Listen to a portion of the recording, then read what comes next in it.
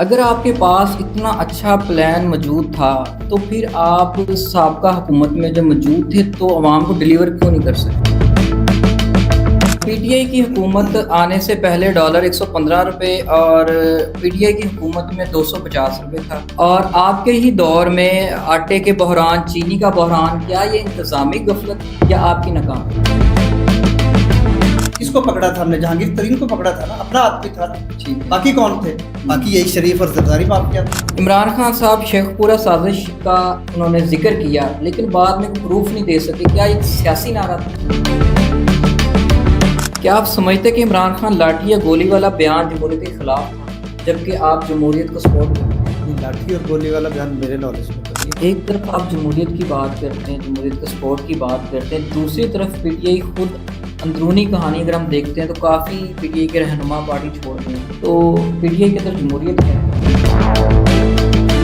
اور انہوں نے کہا تھا کہ اس میں سے 78% وہ کام ہے پی ٹی آئی کے طور پہ پنجاب میں ہوئے تھے، سٹارٹ ہو گئے تھے، ان کو اپنا لیبل لگا کے یہ اپنا نام دے رہی ہے۔ موجودہ حکومت کا کہنا ہے کہ پی ٹی آئی کی وہ پالیسیاں ہیں کہ جب پی ٹی آئی نے اپنی حکومت کے اندر طالبان کو سپورٹ کیا لیکن آج وہی طالبان حکومت کے خلاف کارروائیاں کر رہے ہیں۔ دیکھیں یہ تو ٹوٹل جھوٹ ہے۔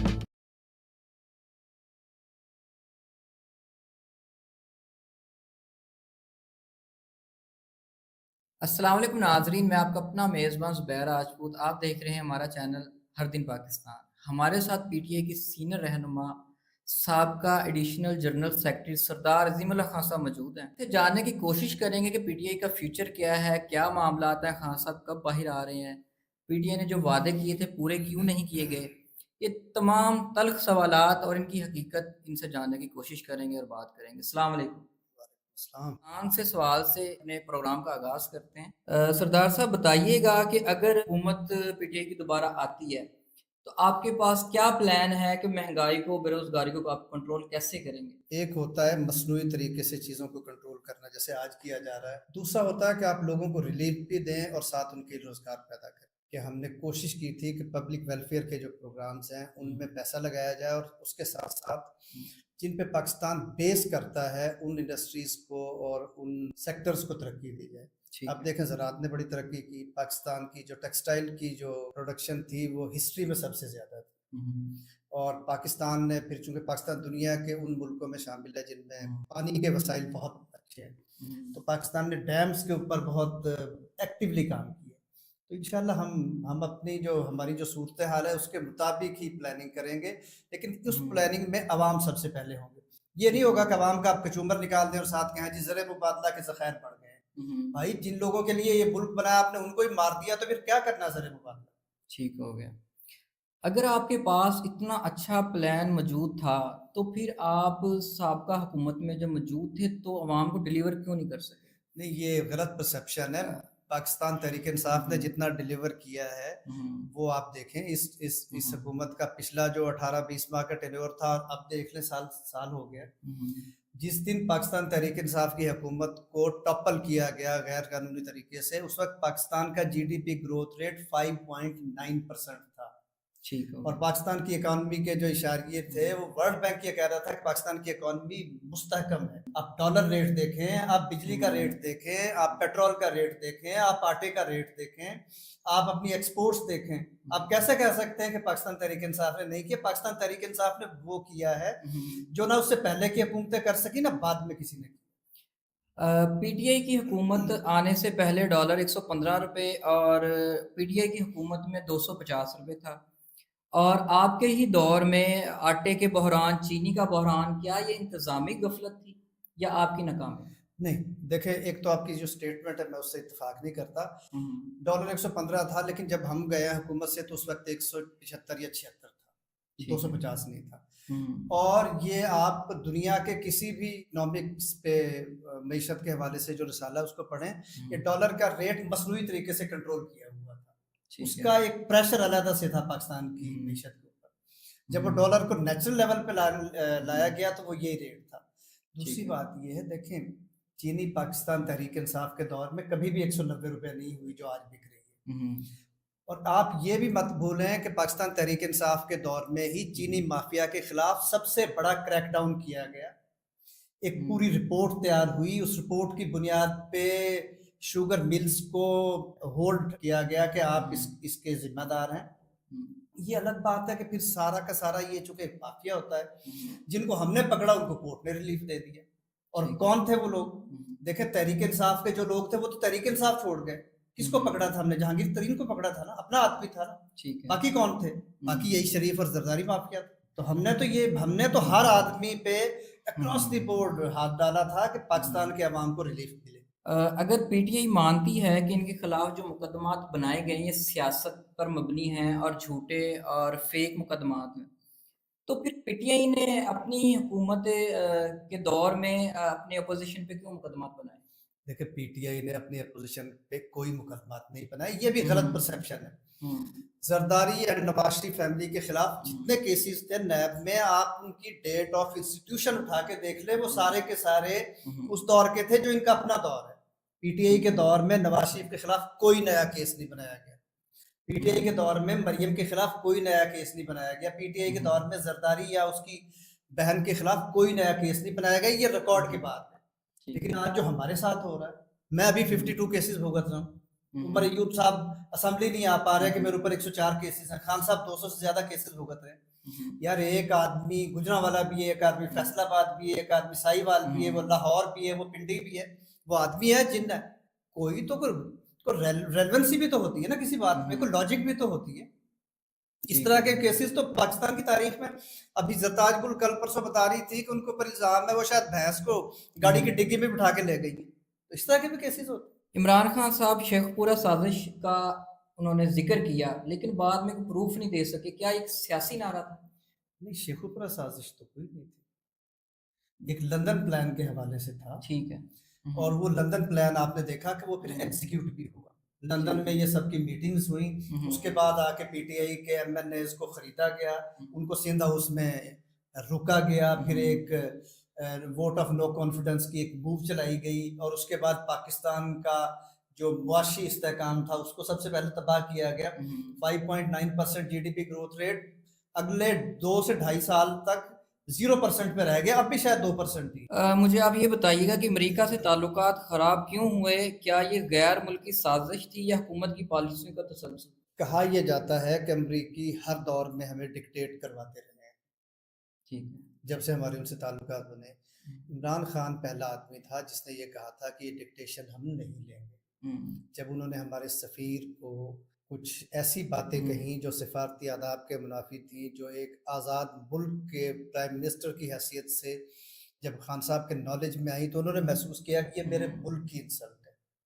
امریکہ کون ہوتا ہے ہمیں یہ ڈکٹیٹ کروانے والا کہ ہم کس ملک میں جائیں کس ملک میں نہ جائیں. ٹھیک ہے، اب اس پہ اگر تعلقات خراب ہوئے تو ہمیں تو اس پہ کوئی ریگریٹ نہیں ہے کیونکہ ہم نے پاکستان کی آزادی کا سودا نہیں کیا.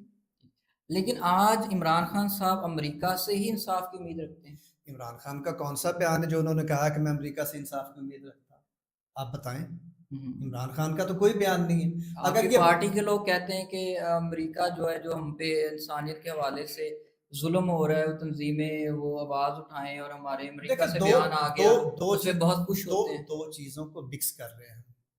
ایک ہے ہیومن رائٹس وائلیشن، ایک ہے پولیٹیکل رائٹس کی وائلیشن، ایک ہے لوگوں پہ ظلم. اس کے حوالے سے تو دنیا جہان میں اگر کوئی بھی ملک مظلوم لوگوں کے حق میں آواز اٹھائے گا تو ہم ویلکم کریں گے. اس کی وجہ یہ ہے کہ ہمارا تو موٹیو ہی ہے کہ ہم اپنے دور میں بھی ہم نے کسی کو پولیٹیکل وکٹمائزیشن کا نشانہ نہیں بنایا، اور نہ ہم چاہتے ہیں کہ اس طرح سے یہ ہو. جو 8 فروری کے الیکشنز ہوئے، اگر اس پہ دنیا آواز اٹھاتی ہے تو ہم تو ویلکم کریں گے، کیونکہ یہ تو نہیں ہو سکتا کہ غیر نمائندہ حکومت پاکستان میں رہے. یہ تو نہیں ہو سکتا کہ پاکستان میں پولیٹیکل ورکرز کے اوپر ہزاروں کی تعداد میں جھوٹے کیسز، اگر اس پہ اقوام متحدہ کو قرارداد پاس کرتا ہے یا اس پہ کوئی بھی اور ملک کوئی آواز بلند کرتا ہے تو ہم تو یہ سمجھتے ہیں کہ یہ جو موجودہ رجیم ہے اس کو فورس کیا جائے گا کہ وہ ہیومن رائٹس کا اپنا ریکارڈ ٹھیک کرے، لوگوں پہ ظلم بند کرے. دوسرا جو آپ بات کر رہے ہیں کہ عمران خان اپنی ذات کے لیے کوئی فیور مانگے اور کوئی پولیٹیکل فیور کے لیے کسی ملک کے آگے ہاتھ پھیلائے، وہ آپ مجھے ایک بھی بیان دکھا دیں. اب جن لوگوں کی آپ یہ بات کر رہے ہیں، کوئی اٹھ کے اگر خود سے بیان دیتا کہ پی ٹی آئی کے کسی آفیشیل سپوکس پرسن نے کہا ہے کہ امریکہ آ رہا ہے اور ہمارے لیے معاملات حل کر دے گا، کبھی بھی نہیں. روس اور چین کے ساتھ تعلقات بڑھانے کے باوجود اور امریکہ کی ناراضگی بھی لی گئی، لیکن کوئی اقتصادی فائدہ ملک کو نہیں ہو سکا۔ دیکھیں، نہ تو اقتصادی بلاک ایک دن میں بن جاتا ہے اور نہ ہی ملکوں کی ڈائریکشن ایک دن میں چینج ہو جاتی ہے۔ پاکستان نے ایک کوشش کی تھی کہ امریکہ سے ہمیں اس طرح سے بینیفٹس نہیں مل رہے تو ہم روس اور چین اور اس بلاک میں جائیں۔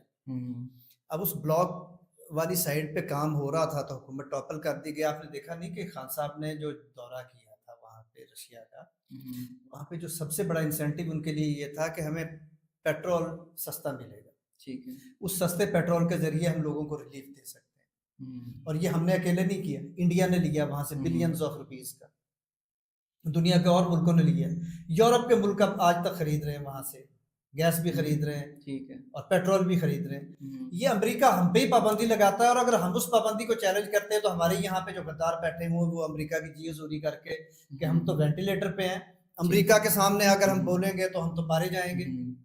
پی ٹی آئی کے بغیر پاکستان کی سیاست چل سکتی ہے؟ آج کی تاریخ میں تو میں سمجھتا ہوں نہیں چل سکتی، کیونکہ اب آج تو آپ دیکھ رہے ہیں کہ کوئی بھی سروے ایسا نہیں ہے، کوئی بھی انتخاب ایسا نہیں ہے جس میں پی ٹی آئی کا ووٹ، پی ٹی آئی کی جو سپورٹ ہے وہ ڈیسائسیو نہ ہو۔ ابھی آپ نے باہر کے الیکشنز دیکھیں پچھلے دنوں میں، ہمارے صرف 804 کا ایک نعرہ لگتا ہے اور ایک آدمی جس کی بظاہر کمپین بہت تھوڑی نظر آ رہی ہوتی وہ ہزاروں ووٹوں سے جیت جاتا ہے۔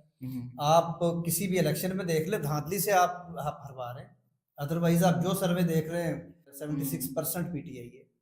تو کیسے اتنی دیکھیں، ایک چیز کو ہمیں سمجھنا ہوگا کہ ڈیموکریسیز میں جو ملک گیر پولیٹیکل پارٹیز ہوتی ہیں وہ سب سے امپورٹنٹ ہوتی ہیں، وہ ملک کی یکجہتی کی علامت ہوتی ہے، ڈنڈا نہیں ہوتا۔ موجودہ حکومت اور فوج کے ساتھ بات چیت کی بجائے تصادم کی پالیسی درست سمجھتے ہیں؟ نہیں، تصادم کی پالیسی بالکل نہیں ہے، لیکن بات یہ ہے کہ موجودہ حکومت سے اگر بات کریں، اس کو ہم لیجیٹیمیٹ مان کے بات کریں تو پھر ہم اپنے موقف کو کہاں لے کے جائیں کہ 8 فروری کو ہمارا سارا مینڈیٹ ہی چوری کر لیا گیا۔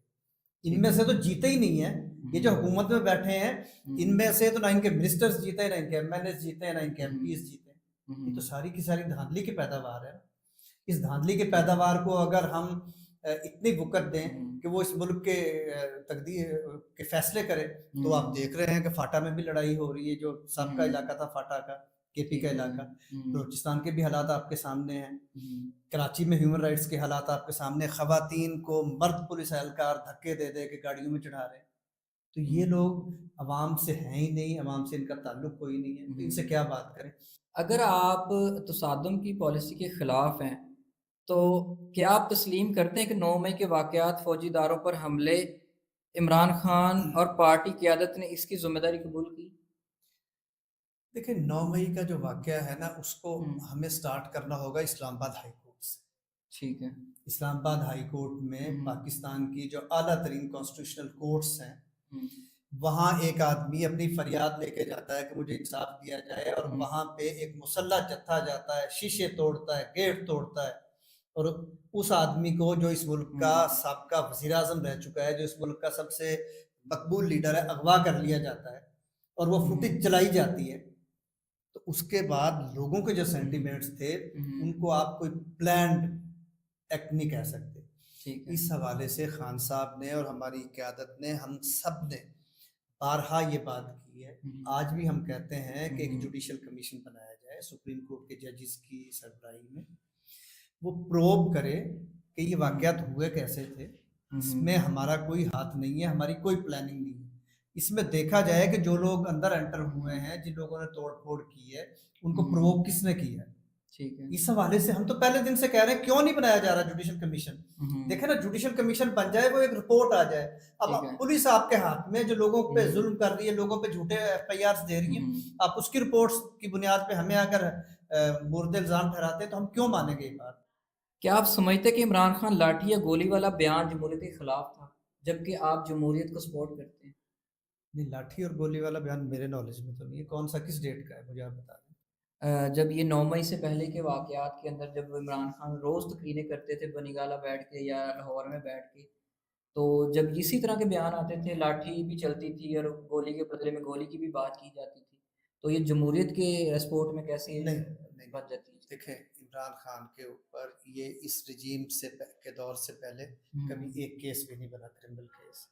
جو آدمی 69 68 ایئرز 70 ایئرس کی ایج تک بالکل پیسفل شہری رہا، جس نے کبھی قانون کو اپنے ہاتھ میں نہیں لیا، جس نے دنیا کے مختلف ملکوں میں رہائش بھی اختیار کیے رکھی، جس نے دنیا کے ساری دنیا میں پاکستان کے لیے کام بھی کیا، اب یہ جھوٹے کیسز بنائے گئے. عمران خان ہمیشہ سے ایک بات کہتا ہے کہ اس وقت تک اس ملک میں تبدیلی نہیں آ سکتی جب تک عوام کی رائے کو مانا نہیں جائے گا. یہ ہمارا موقف آج بھی ہے.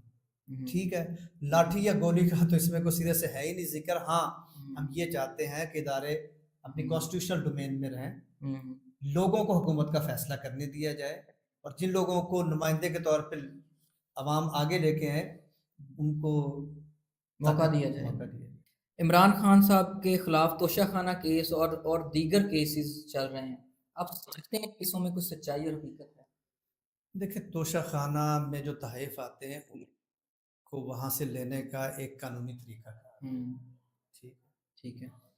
اور عمران خان نے شاید 1 یا 2 وہاں سے وہ تحائف خریدے ہیں. سرداری نواز شریف ان کے خلاف جو فہرست ہے وہ سینکڑوں چیزوں کی ہے. پی ٹی آئی نے پٹیشن بھی فائل کی تھی کہ پرو ریکارڈ پبلک کیا جائے کس آدمی نے توشہ خانے سے کیا دیا ہے. ٹھیک ہے. عمران خان کے خلاف تو کوئی ایسا پروف نہیں ہے کہ کوئی چیز عمران خان نے بغیر پیسے دیے ہوئے، پیسے ادا کیے ہوئے وہ توشہ خانے سے لی ہے. ایک گھڑی تھی وہ انہوں نے توشہ خانے سے خریدی، اور اس کے بعد انہوں نے بتایا کہ یہ پیسے آئے اور میں نے بنی گالا کی نیچے عمران خان چوک سے لے کے اور بنی گالا جو ان کا گھر ہے وہاں تک سڑک بنوا دی. تو پرائم منسٹر انہوں نے پبلک ایکسچیکر سے وہ فنڈ نہیں لگائے، وہ انہوں نے وہ ایک تحفہ جو انہیں ملا تھا وہ بیچ کے لگا دیا، اور اس کی وہ قیمت بھی پے کر چکے ہیں اور آن ریکارڈ ہے. باقی جو کیسز ہیں جیسے القادر کا کیس ہے، ابھی کو 8-10 دن پہلے اس ملک کا سب سے بڑا چور شہباز شریف ایک بیان دے رہا تھا جی کہ وہ جو 190 ملین پاؤنڈ ہے میں ان سے دانش یونیورسٹی بناؤں گا. اگر وہ حکومت کی کسٹڈی میں ہے تو پھر کیس کیا ہے؟ ٹھیک ہے، اگر وہ 190 ملین پاؤنڈ وہاں سے آئے سپریم کورٹ کے اکاؤنٹ پہ، سپریم کورٹ سے حکومت کے پاس چلے گئے، عمران خان کے پاس کیا ہے؟ عمران خان نے کون سی چیز لی؟ اگر وہ القادر یونیورسٹی تھی تو اس کے آپ نے ٹرسٹیز چینج کر دی ہیں، اب حکومت اس کی ٹرسٹی ہے. تو عمران خان کے خلاف کیا الزامات ہیں؟ یہ سارے جھوٹ پہ مبنی کیسز ہیں. سائفر کیس اڑ گیا ہے، توشہ خانہ 1 والا اڑ گیا ہے، یہ بھی اڑ جائے گے سارے جھوٹے.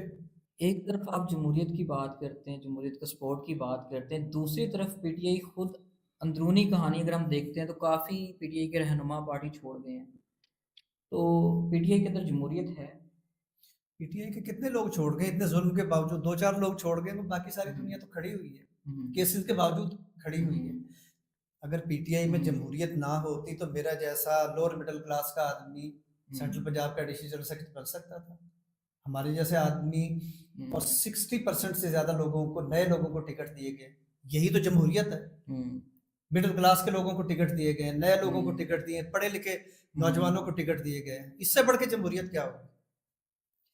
اگر پی ٹی آئی میں سے عمران خان صاحب کو نکال دیا جائے تو آپ کیا سمجھتے ہیں کہ پی ٹی آئی قائم رہ سکتی ہے؟ اور دوسرا، اگر عمران خان صاحب کو مائنس کیا جاتا ہے تو کیا سمجھتے ہیں کہ ان کے مقابلے پہ کس کو قابل سمجھتے ہیں کہ ان کے مقابلے کو سیٹ لے سکتے ہیں؟ دیکھیں، پچھلے 3 سال سے یہ تو کوشش ہو رہی ہے کہ عمران خان کو مائنس کر دیا جائے. یہ کوشش تو کامیاب نہیں ہوگی انشاءاللہ. اس ملک کے عوام بھی چاہتے ہیں عمران خان کو مائنس کرنا، وہ عمران خان سے پیار کرتے ہیں. اور انہوں نے دکھایا ہے 8 فروری 2024 کو کہ جیل میں بیٹھے عمران خان کی آواز پہ ان کے کینڈیڈیٹس کو ووٹ دیا اور اوور ویلمنگ میجورٹی سے جتوایا، اور ایسے حال میں جتوایا کہ جب نشانات بھی نہیں ویزیبل تھے، پتہ ہی نہیں چل رہا تھا کہ کون پی ٹی اے کا کینڈیڈیٹ ہے کون نہیں. اس کے باوجود لوگوں نے ڈھونڈ کے ووٹ دیے. عمران خان کو کیسے مائنس کیا جا سکتا؟ پاسبل نہیں. ٹھیک ہو گیا. اچھا، ایک پی ٹی آئی کے خلاف ایک الزام یہ بھی لگایا جاتا ہے کہ پی ٹی آئی نے اپنے دور میں نیب کو بطور ہتھیار استعمال کیا. کہ پی ٹی آئی کے دور میں کوئی نئے ریفرنس نہیں بنے. یہ جو شریف فیملی کے خلاف تھے یا پیپلز پارٹی کے لوگوں کے خلاف تھے، یہ 2017 یا اس سے پہلے کے کیسز ہیں سارے، جو زرداری اور نواز شریف کے دور کے کیسز تھے. ٹھیک ہو گیا. ہم نے کوئی کیس نئے نہیں بنائے. میں تو ریکارڈ کی بات بتا رہا ہوں، آپ ان کو دیکھ لیں. جہاں تک نیب کی بات ہے، دیکھیں آج انہوں نے آ کے حکومت میں آ کے نیب میں ترمیم کی ہے, اس کا کوئی اس قسم کی ترامیم کی ہیں کہ ان کو ریلیف ملا ہے. عمران خان نے تو سپریم کورٹ آف پاکستان میں بھی پٹیشن فائل کی کہ یہ ترامیم نہ ہو.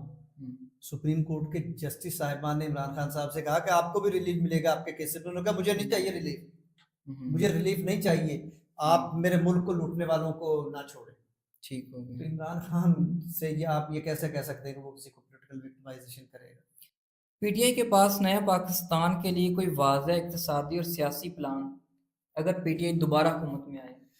لیکن نئے پاکستان سے آپ کی مراد کیا ہے؟